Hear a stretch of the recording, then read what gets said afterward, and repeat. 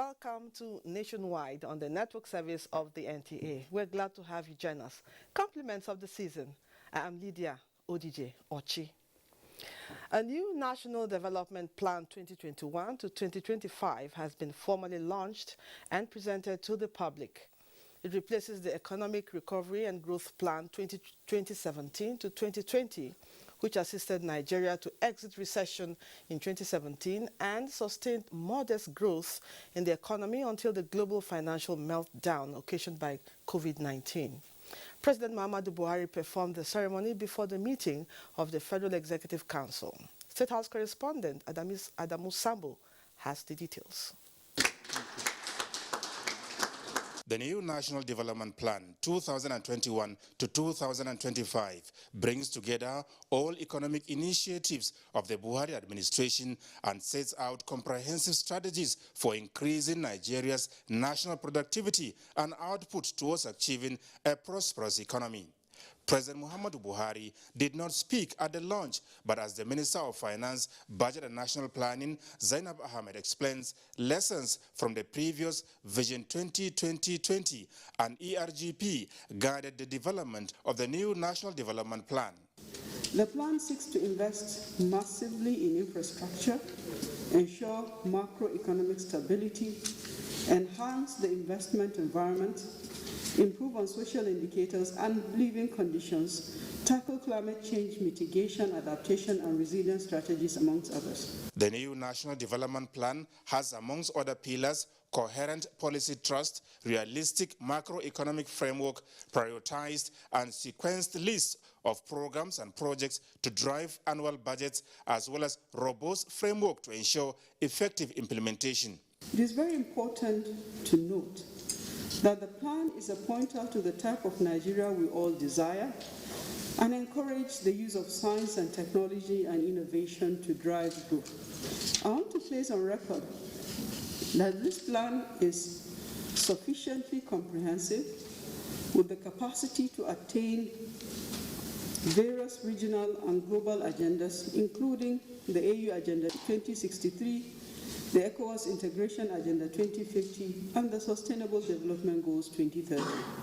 And in order to have the future that all Nigerians desire, the plan is also developed to play a sizable role in what the minister called the product complexity space internationally and adopts measures to ease in constraints that have hindered the economy from attaining its potentials. The plan provides for the implementation of major infrastructure and other development projects across the 6 geopolitical zones of the country and the opening up of opportunities in the rural areas to ensure balanced development and increase competitiveness. This government, more than any other, have taken deliberate, active steps to include all economic groups and support them more than has ever been done in order that they achieve their economic objectives, in order that the country's economy continue to provide for all and we witness more prosperity. I'm sure all of us in the 36 states and FCT are very, very happy, and we appreciate both the president and the vice president, because under them states have been given the pride of place. The new National Development Plan is a product of an all-encompassing governance structure that comprised the National Steering Committee, the Central Working Group, as well as 26 other working groups supported by a secretariat domiciled in the Federal Ministry of Finance, Budget and National Planning. From the State House, Adamu Sambo, NTA News. Thanks, Adamu. Senate has passed the 2022 budget of 17.1 trillion naira, an increment from the 16.3 presented by the executive. This followed consideration of the report of the Senate Committee on Appropriations, which explained that the National Assembly increased the oil price benchmark from $57 to $62 to reflect the current market value in the international market. The budget is also based on oil production of 1.88 million barrels per day, exchange rate of 410 naira 15 kobo to a dollar, gross domestic product of 4.2%, and inflation rate of 13%. Billion to include some other requests made by the city arm of government to take care of some projects of national importance which were not provided in the submitted budget estimate and could not be covered by the increase in revenue. These are great achievements that this Senate promised to Nigerians that will do them because they are fundamental and strong pillars of our legislative agenda. Today, by the grace of God, we have passed the budget for 2022. And that is a huge, very big milestone, very historic, and this is something that we are supposed to ensure that as long as we are in this Senate, up to our tenure, that we pass the budgets as regularly as we have established. It also approved President Muhammadu Buhari's request for environment of 276.7 billion naira for the funding of critical infrastructure in the 2021 budget. Still on the budget, guests on Good Morning Nigeria have advised the House of Representatives to revisit the increased benchmark price for crude oil from $57 per barrel to $62 per barrel in the 2022 appropriation bill. This was part of suggestions while analyzing the passage of 2022 appropriation bill.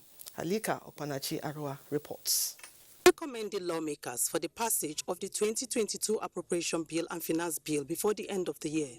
Guest on Good Morning Nigeria says since oil is very volatile, more attention should be paid to the non-oil sector for revenue generation. They also stress the need for the House of Representatives to revisit the increased benchmark price for crude oil from $57 per barrel to $62 per barrel. I feel it is a bit of an exuberance.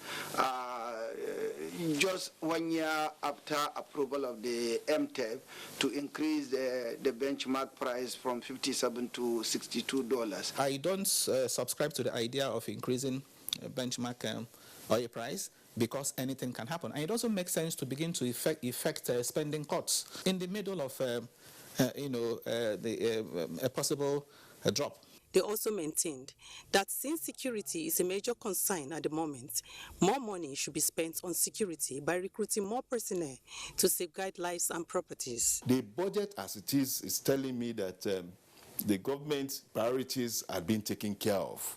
Area of roads construction, 285 billion allocated to agriculture, 204 billion to defense, but the capital budgetary allocation are still very, very low. They further emphasized the need for accountability and transparency for the effective execution and implementation of the budget for all inclusiveness and participation. In Abuja, Alika Okpanachi-Arua, NTA News. Meanwhile, the Senate President Ahmed Lawan at plenary says they will address issues raised on the Electoral Act Amendment Bill by the President when both chambers reconvene January 2022. It will be recalled that the President cited high cost of conducting direct primaries, security challenge of monitoring the election, violation of citizens' rights, and marginalization of smaller political parties as reasons for the decline to assent to the electoral bill. So much.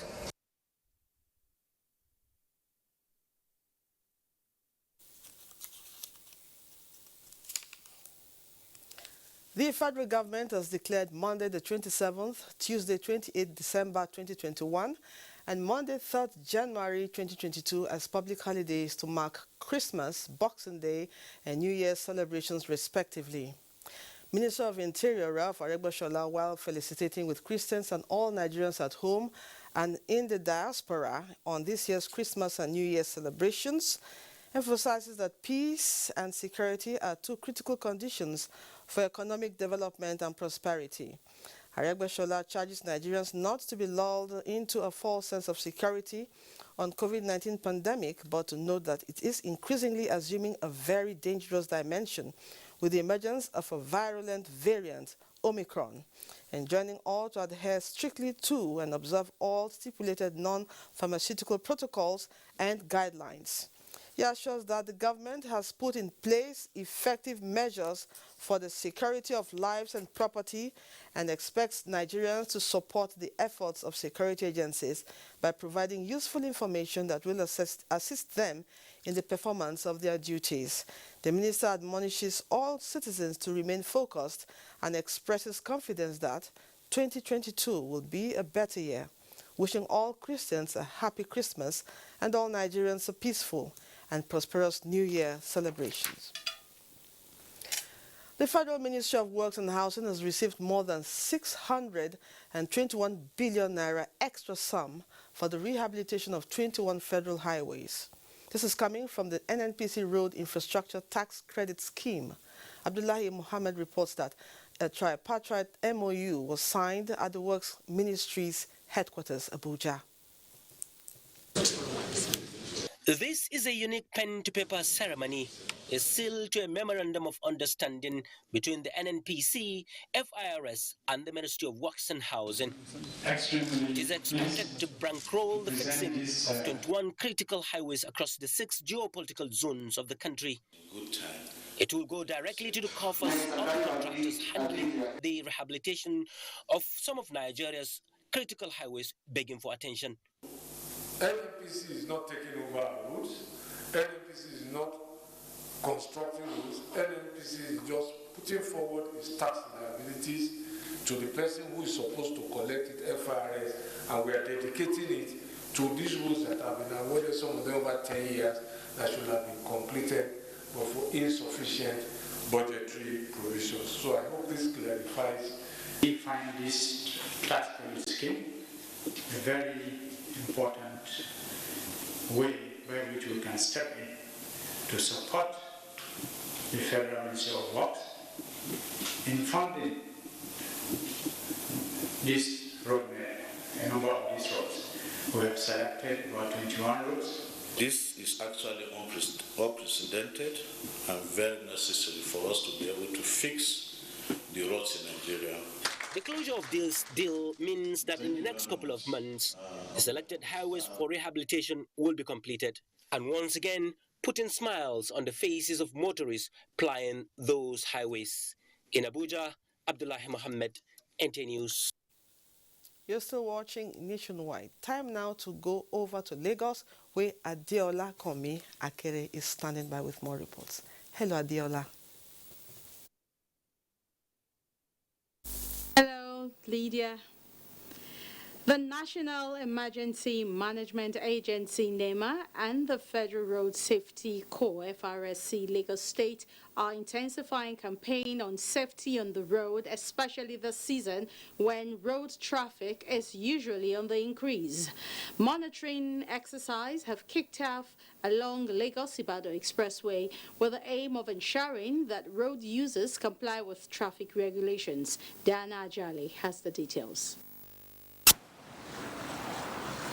Otedola Bridge, a popular bridge located outward and inward of Lagos State, has over the years recorded several road crashes, with many deaths and leaving majority of victims with unforgettable injuries. And this is where both agencies concerned about safety have decided to kick off this year's monitoring exercise, which also covered the Arepo and Kara bridges.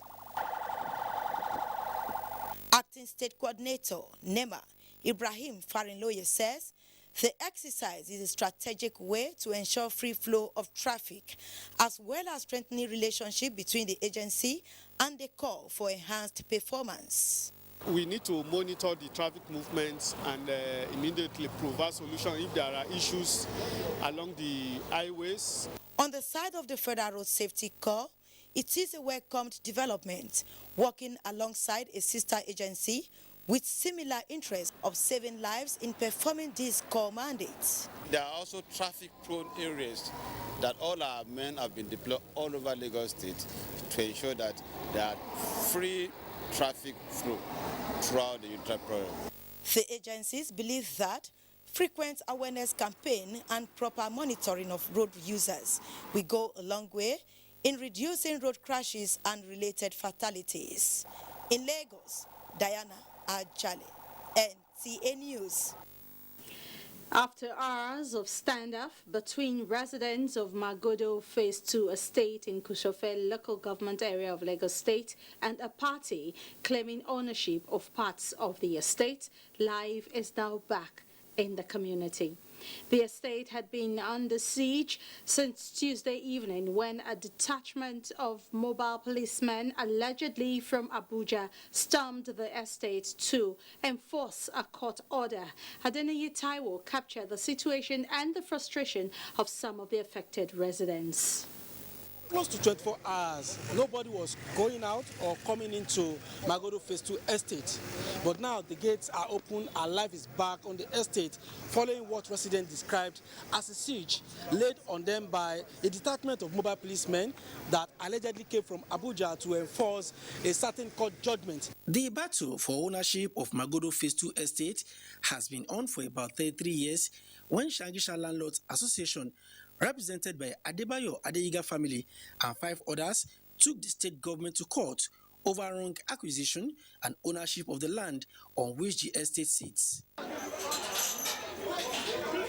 Residents of the estate were put on a war footing Tuesday evening after their buildings were marked for takeover and possible demolition following a Supreme Court judgment in favor of the claimants. The case is still in the appeal court, and they now resorted to self-help, like they say. And it's not fair on us. All we are saying is that you have a problem in Lagos State. Approach Lagos State government to solve it. A copy of the court judgment cited by NTA News upheld the decision of lower courts, which were delivered in favor of the Adeyiga family and awarded 549 plots of land on the estate to the Shangisha Landlords Association. Lagos State government is, however, working towards amicable resolution of the crisis with planned engagement with the parties involved. They had a judgment, but we are going to look into it. It has been written, there's nothing we can do about that. But Mr. Governor is capable of sorting the whole thing out. We'll make sure we get to the root of the matter. But for now, the resident can go about their businesses wherever they need to do. Although a police delegation led by Deputy Commissioner of Police Kotangora from the State Command is engaging with residents of the estate, the mobile police detachment, which stormed the estate on Tuesday, is yet to move out as at the time of filing this report. In Lagos, Adeniyi Taiwo, NTA News. And that's all from here. Nationwide continues with Felicia in Jos after this break. To stay on.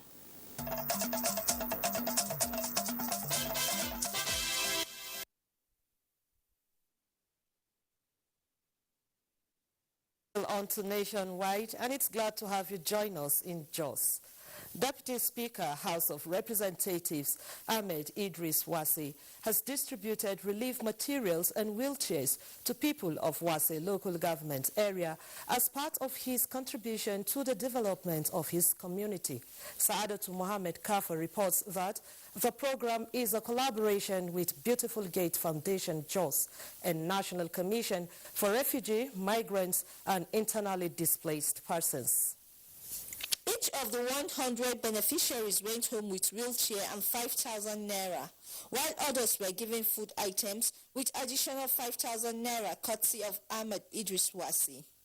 The Deputy Speaker represented says the humanitarian initiative aims at eradicating hunger and providing succor to the physically challenged in Wase. My advice to them is always to be with the government. We have seen what he has been doing to this local government, not only was a local government, Plateau State and Nigeria at large.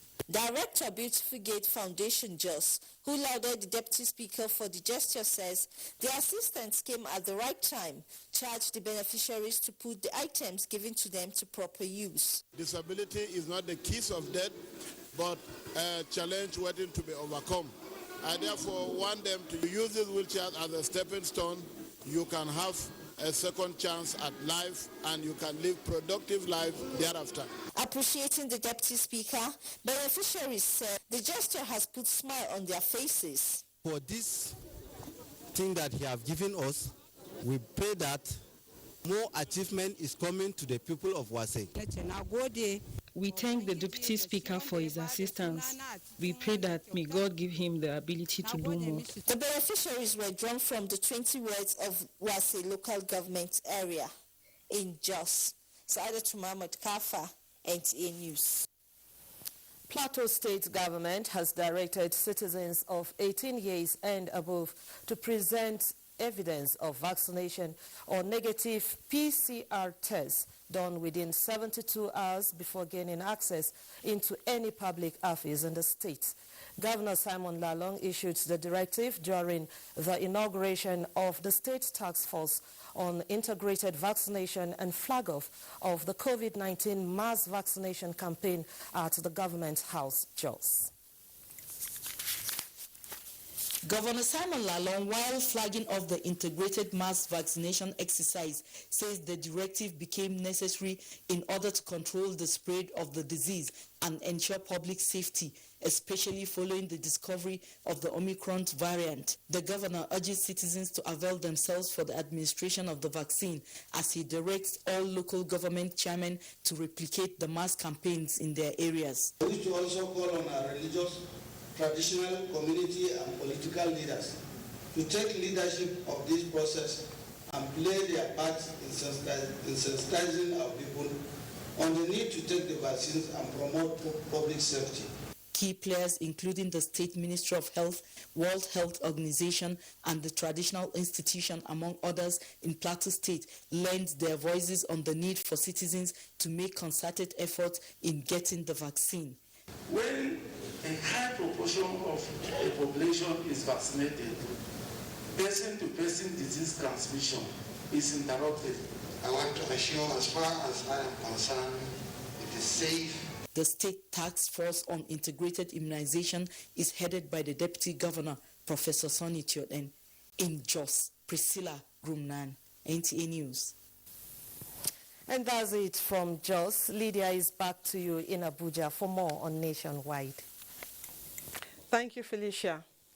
Over 1 million expired doses of AstraZeneca COVID-19 vaccine have been destroyed by the National Primary Healthcare Development Agency and National Agency for Food and Drug Administration in Abuja.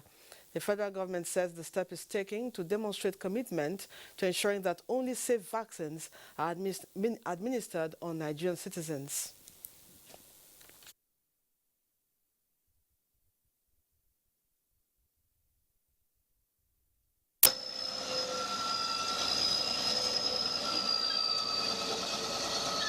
A note of lot release.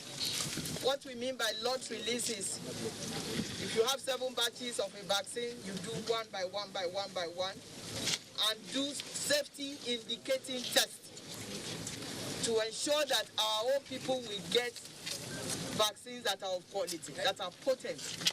What we are now doing is still quality control. Although it's destruction, but is that the end of the journey for a product?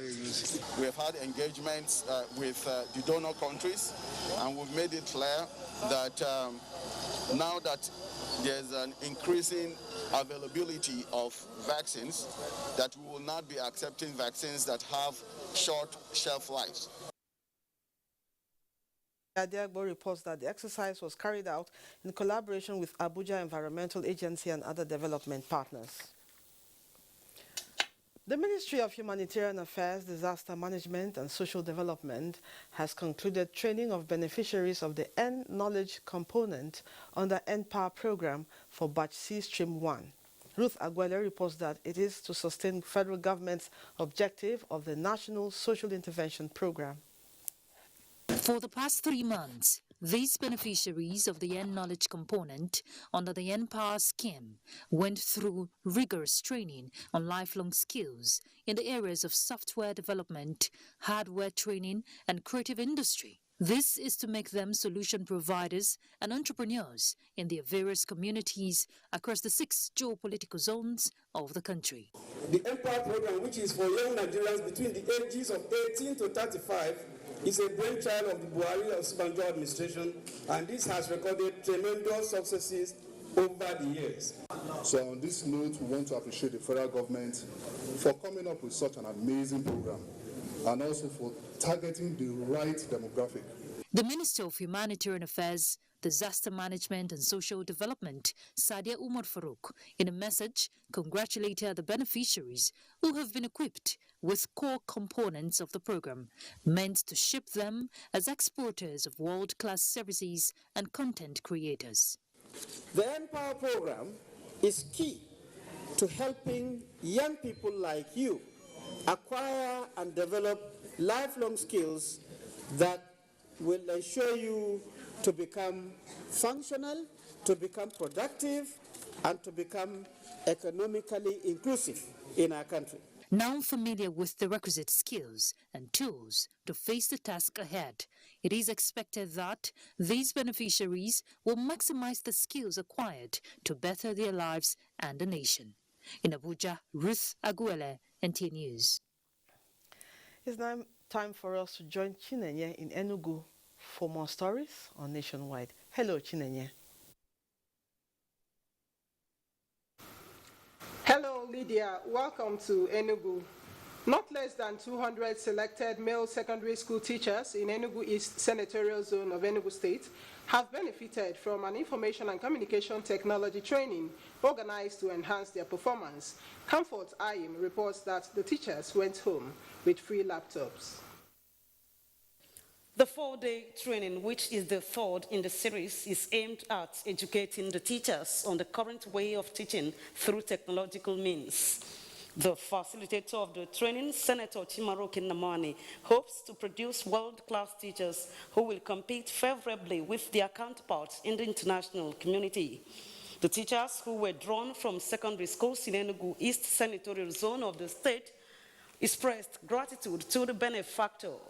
I've been impacted by the ICT trainers who have trained us on how to use computer to solve mathematical problems. And throughout this program, we have learned a lot.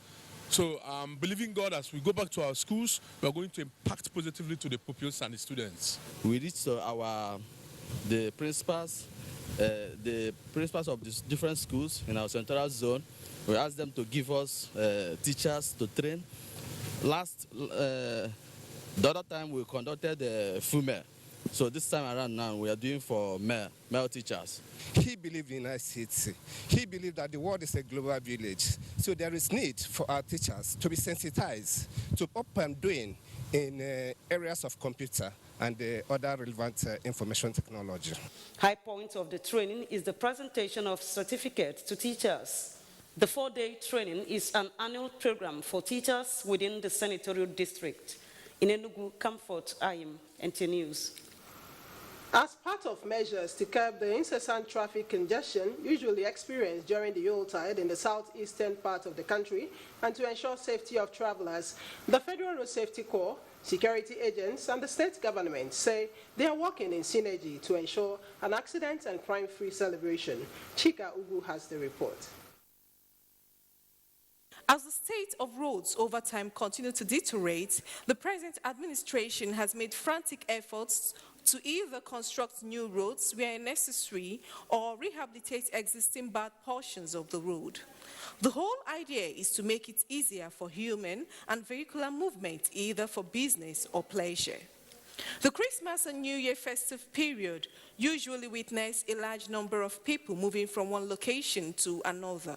The Corps is ready to ensure free flow of traffic, combat RTC, that is road traffic crashes during this period, and people should obey traffic rules. Most of the federal roads in Enugu State have either been given a facelift or new ones constructed to ease traffic.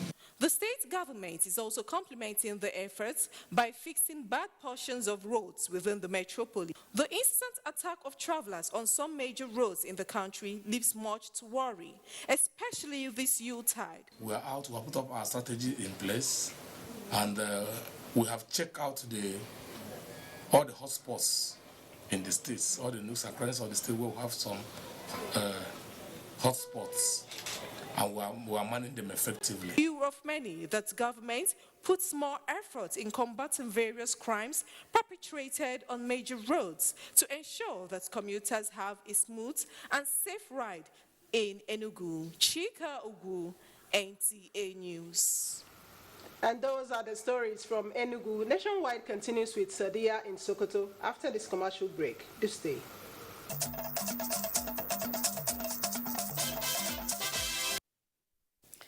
Thank you for staying with us. The Air Force Council has approved the promotion of 60 senior officers comprising 29 Air Vice Marshals and 31 Air Commodores to the next higher ranks in the Nigerian Air Force.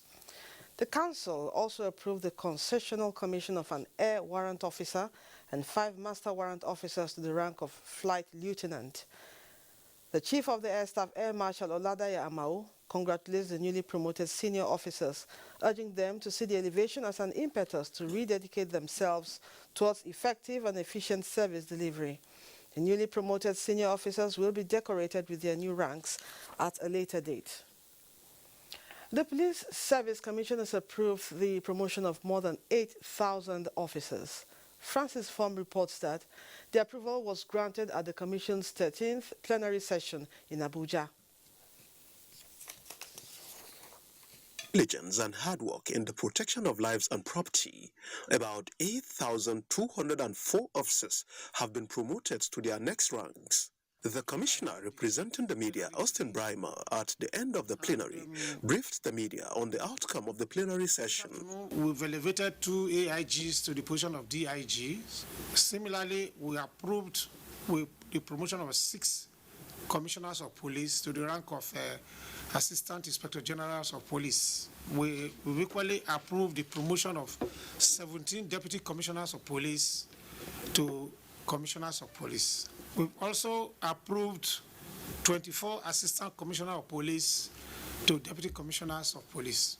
We've elevated 49 Chief Superintendents of Police to Assistant Commissioners of Police.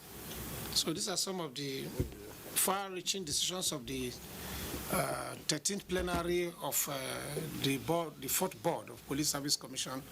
Austin Brymer further explains that 866 deputy superintendents of police were promoted to the rank of SPs, while 7,166 superintendents of police were confirmed to ASP1. Franks is from NTA News. Meanwhile, the Nigeria Police Force is set to go after proprietors of schools without adequate security protocols to protect their students during school hours. Force Public Relations Officer Frank Mba stated this at the Police Intelligence Response Team office while parading 26 suspects, including the alleged kidnapper of a 9-year-old pupil. Again, Francis Form reports. I abducted this. This 24-year-old suspect is accused of being responsible for the kidnap of a 9-year-old pupil in a private school at New Yanya, Karu local government area of Nasarawa State. He told the school management that he was sent by the boy's mother to pick him up and teach him computer. The pupil was thereafter held hostage in captivity until his parents were able to pay 1.5 million naira ransom. Okay, when you got this boy, was he inside the school or outside the school? He's inside the school. Next time this kind of incident happen in any school, we will not just end in arresting the suspects, we will go after the proprietors of the school. Next is a case of 29-year-old suspect who allegedly impersonated as a medical doctor and moved from state to state, obtaining goods under false pretense and making payments with fake bank alerts. How educated are you? I dropped at 200 level at Bayero University, medicine. I go to like a shop and pretend I want to get something and just make a alert to them and go. Why they give me, some give me the product and some don't. While these 5 suspects are alleged to be facilitators of kidnapping and banditry, working with the notorious bandits in Kaduna State to make purchases and arrange sex workers, and this notorious gang consisting of 8 male suspects allegedly specialize in attacking filling stations and ATM machines in Port Harcourt. The police assures Nigerians that all suspects will have a date in court at the end of investigations. Franks is from NTA News. Still on security, a 5-man syndicate responsible for recent kidnap cases around Oron axis of Akwa Ibom State has been apprehended by the State Police Command. Clement Barikui reports that among those arrested is a youth leader who specializes in providing information about their targets to other gang members. While we went there to kidnap the man was struggling with them. They shot the man. We left that night And I transfer 500,000 today and 500,000 tomorrow. The money can pay 1.2 without my commission. I did not know where the money is coming from. So I now mount the surveillance at the roadside to leak into the man's house. So whenever the man came and I called them that he don't come home. The suspects were arrested by detectives of the IGP tactical team while attempting to collect ransoms from family members of one of their victims. They had succeeded in kidnapping one Anyekan, whom they collected 20 million naira from, while a businessman based in the Baka community, Emmanuel, was killed while resisting kidnap. The young man over there, he collected the phone number of the wife of the deceased and called her, demanding for a ransom, again, another amount of money, rather threatening her, and asked for a whopping 3.2 million naira. The suspected kidnappers will soon have their day in court, while the manhunt for the escaped gang members is ongoing. In Uyo, Clement Barkui, NTA News. With the arrest of one Dominion Okoro, the 25-year-old female housemaid from Cross River State who allegedly killed 85-year-old woman Maria Igbenidion, mother of Chief Luck Igbenidion, former governor of Edo State, investigation on the circumstances surrounding the death of the octogenarian and the level of involvement of the suspect in her death has commenced. Goodluck Enaini reports from the police command headquarters in Benin City. On the 2nd of December 2021, the social media trended the report alleging that late Maria Igbenidion, who has since been buried, was killed by her housemate, one Dominion Okoro, who hails from the Cross River State. As sensitive as the news was, NTA roving crew in Benin visited the family house severally for confirmation, an effort turned by the family. Not until the police came up with the news of the arrest of the suspect in Calabar, which NTA News can now rely on as confirmation. While confessing to the crime, she narrated how she carried out the dastardly act at the residence of the deceased on number 5 Adolo Street, Water Resources, Benin City. According to her, she killed the deceased in the early hours of 2nd December 2021, using a stool to hit her head, a situation which led to her bleeding to death. She then waited till the following morning before she escaped to Cross River State with 100,000 naira cash, jewelries, and wristwatches belonging to the woman.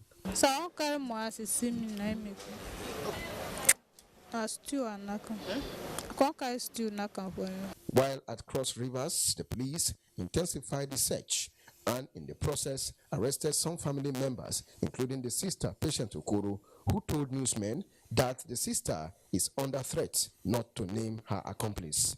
That is the woman that tell her to kill the woman. Then after that, she will give her her own part of money so that she will use the money to take care of her daughter. Now, then come on one side and tell her she not talk.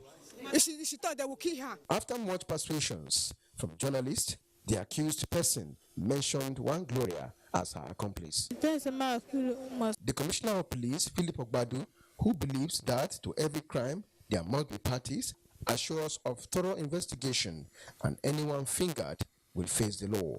If your hand is inside, the police has no right to free you. The commissioner revealed that in the 4th quarter of this year, 427 criminal suspects were arrested for their involvement in various crimes. In Benin, Goodluck Enaini, NTA News. We'll now join Sadia in Sokoto for more reports on Nationwide. Over to you, Sadia. Thank you, Lydia.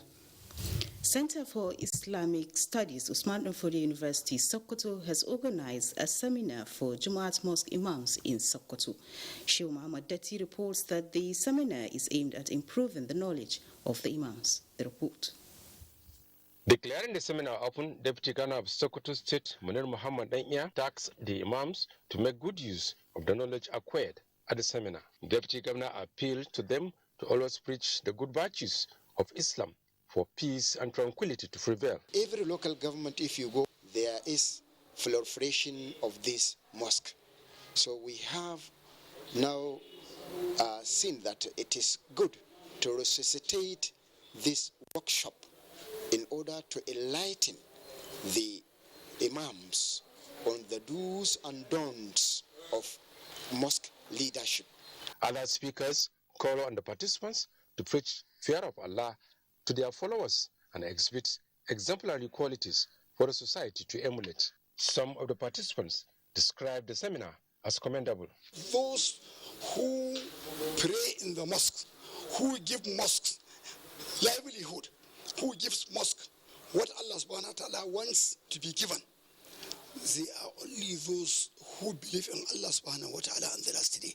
The imams are expected to educate and enlighten their followers the good teachings of Islam and encourage them to translate same to members of their families. In Sokoto, Shehu Muhammad Datti, NTA News. Secondary school students in Kebbi State have been urged to imbibe the culture of breaking the silence on issues relating to gender-based violence.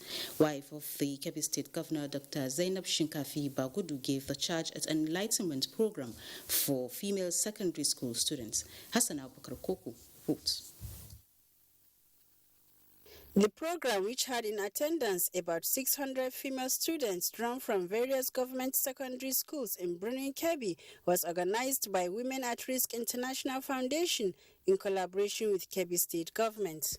Addressing the students, Dr. Zainab Shinkafi Bagudu challenged them to speak up by reporting any case of violence in school or at home. The program manager, Women at Risk International Foundation, Adeyemi Asaba, explains the essence of the program. It's a global challenge, and when you look at what we have done today, we have been able to teach the girls how to build up courage to break the silence. The principal, Dr. Amina Government Girls Secondary School, Brunei Kebbi, Hajia Salamatu Balate Fida, called on the students to break the silence by reporting any attempts of violence to them or anyone around them for appropriate action. Speakers opined that concerted effort is needed in order to tackle the menace. Some students who spoke expressed appreciation, pointing out that they have gained a lot from the program.